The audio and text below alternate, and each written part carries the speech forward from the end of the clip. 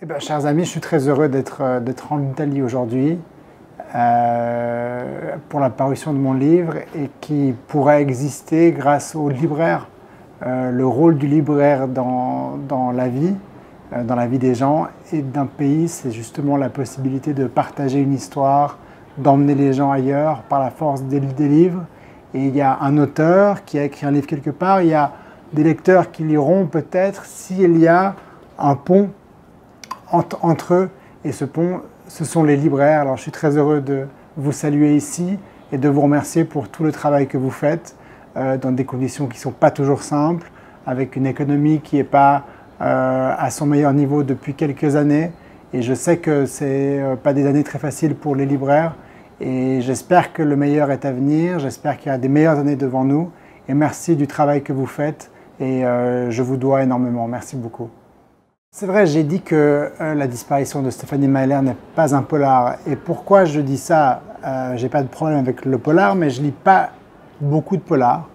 Et je crois que dans ce roman-là, le crime, et effectivement, il y a des crimes, il y a une enquête, et à la fin du livre, on a les réponses à des questions. Donc, pour ça, il y a une partie du livre qui a un côté un peu polar. Mais tout le livre, tous les personnages, tout ce qui s'y passe n'a pas forcément un lien direct avec la résolution de l'enquête criminelle. Et c'est pour ça que je dis que ce n'est pas un polar, parce que j'ai des lecteurs qui m'ont dit « mais je ne comprends pas pourquoi vous avez mis ce personnage ou ce personnage-là qui n'a pas un lien direct avec les meurtres. Il ne sert à rien. » Et j'ai dit « non, il ne sert pas à rien. Il sert, moi j'avais envie qu'il soit dans l'histoire, donc il a une importance pour moi. Donc c'est bien que je raconte une histoire autour de ces personnages, autour de ces destins qui sont liés. Mais c'est une histoire qui est beaucoup plus globale et qui va toucher plus de choses que juste une enquête. Donc on va au-delà de l'enquête. C'est pour ça que je dis que ce n'est pas forcément un polar. Et aussi parce que je travaille sans plan. Donc j'ai pas, avant de commencer, je ne me dis pas, voilà, ça va parler de ça, il va se passer ça, ça, ça, ça. Je commence et j'imagine.